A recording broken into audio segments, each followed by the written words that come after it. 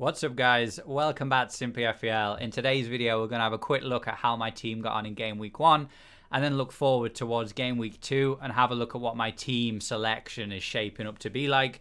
We'll have an official team reveal probably Thursday or Friday, like we did pretty much all of last season.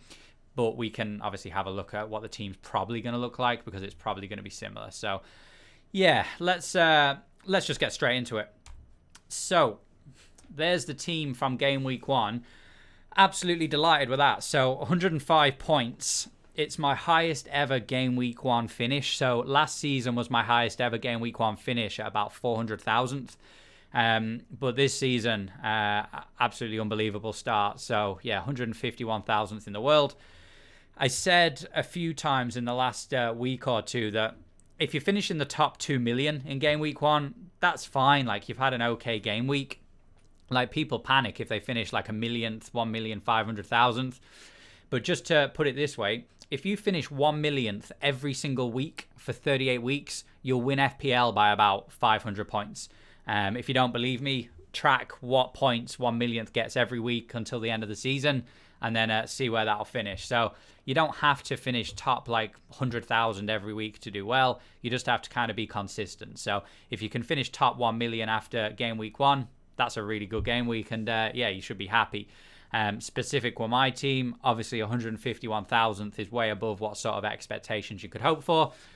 But I'd imagine quite a lot of people watching this video, a lot of people that are involved kind of in FPL Twitter, probably had a really good game week as well, because typically a lot of people in that sort of sphere, we've got very template teams early on. It's quite smart to go with a very safe game week 1 team and then make adaptations as the game weeks go. So in this instance, the template team did quite well. So most of us are kind of celebrating that early game week 1 victory. So that kind of sets the scene. But looking at individual players. So first of all, Sanchez. So look, it's never good when your goalkeeper concedes in the first minute or two.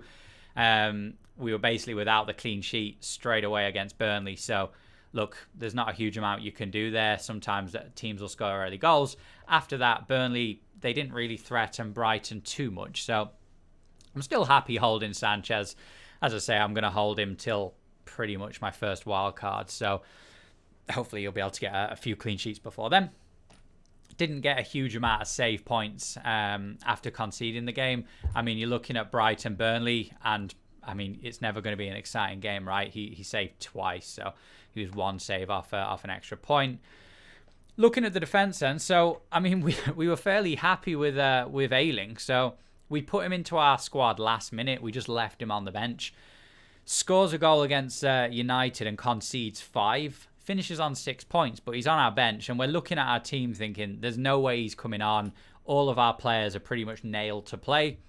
And then Veltman is just not in the squad. So it transpired later that he was a close contact to someone that had COVID. So we owe that guy a pint.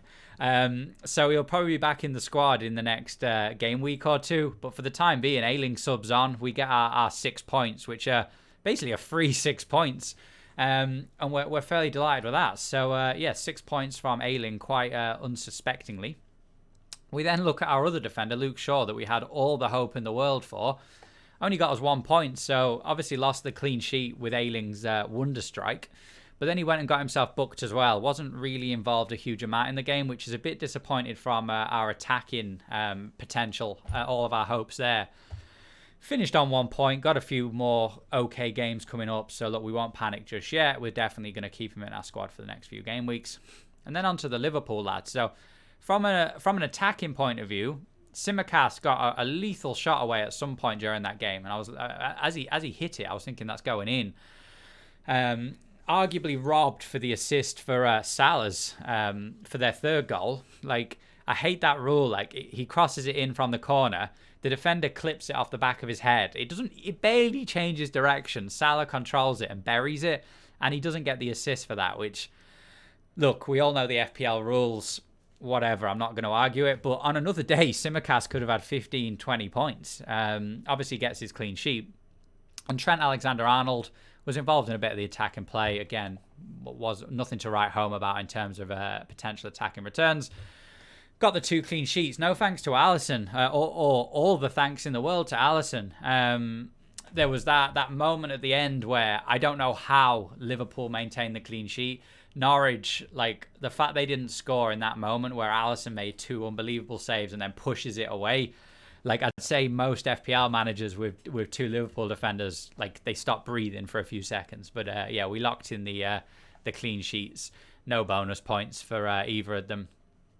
But yeah, happy enough with that. And while Robertson's out, we'll just keep Simicast playing. Good chance for attacking returns based on the game against Norwich. And if we can lock in a clean sheet for 4 million, that's happy days, right? Looking at our midfield then. So, look, Captain Mo. We were all waited with bated breath after Fernandes masterclass. But Mo Salah gets 17 double to 34. He scored on the opening day in the last 5 seasons now, so he's a fairly safe pick early on. Not much you can say about him. He's not going to leave my team till the African Cup of Nations. Had a fairly good game. He just always looks like scoring. So unlike Fernandes, he's kind of the guy that is always the main attacking threat. Now, Fernandes obviously gets a lot of points, a lot of goals. We'll speak about in a moment. But you wouldn't have him. He's not like their main like goal scorer, if you like. Typically, like he's not occupying that number 9 spot a lot, whereas Salah does kind of get involved there. So although he got less points this week, he typically would feel like a safer bet. Whether or not that transpires, who knows?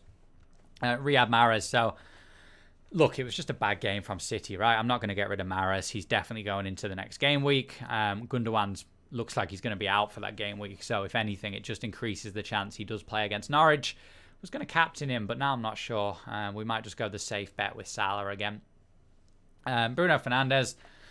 Look, I said the only reason I'm putting him in is because there's a chance he'll go on and score a hat-trick against against Leeds, and I'll be absolutely devastated that I'm the only person in FPL without Fernandes. And that's exactly what transpired. So look, I'll be getting rid of Fernandes the second I need to get Lukaku or Harry Kane if he goes to City in.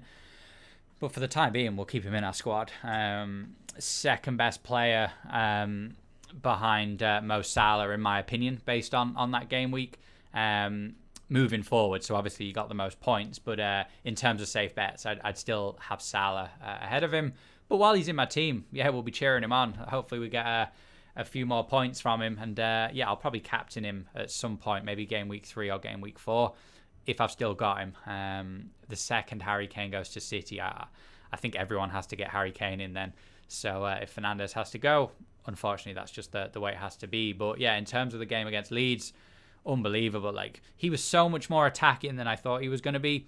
He was like a man on a mission. So he had points to prove. Maybe he was watching my videos, telling I'm not going to get him in my team, but alas, we had him in, and yeah, 20 points, happy days. And then Greenwood, thought he had a good game. Only 8 points. Now, I say only, because it potentially could have been more. He was unlucky not to get an assist from a Pogba chance, which should have been buried. But yeah, again, similar to Fernandes, we're going to keep him in until we don't need him. So I'd imagine I'll keep Greenwood till game week 5.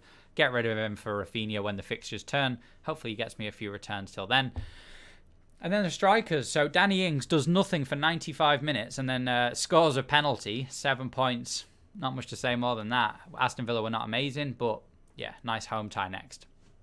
And Antonio, unbelievable, right? He could have had 20, 25 points. He missed essentially an open goal where he hit the post. He missed the penalty. Could have had a couple more. So yeah, 13 points. It's just what he does, right? If he remains fit, he's one of the must-haves of the season. So until he gets injured, I'll just keep him in my team, no matter what, really. And that's the team. So yeah, 105 points. So looking at next week real quick. I won't spend a huge amount of time on this, but that's kind of how we're looking to line up. Veltman, we're hoping's back, but we really do have 11 players here who could all get returns. Like this is a really exciting a bunch of fixtures for me. So yeah, I'm not going to point out individual players, but we've got 5 chances at very good potential for clean sheets. We've got 4 midfielders. Like all 4 of those could do absolute bits. Like against the 4 individual teams, we're probably going to captain Salah. Just looking at how weak Burnley were in defence against Brighton. Yeah, I'd be really hopeful Salah's going to put them to the sword. And then the strikers, like Ings against Newcastle. I'd imagine after a poor opening performance, Aston Villa hopefully will do a lot better. Newcastle obviously got letting quite a few goals there yesterday or Sunday. So, yeah, hopefully that'll continue.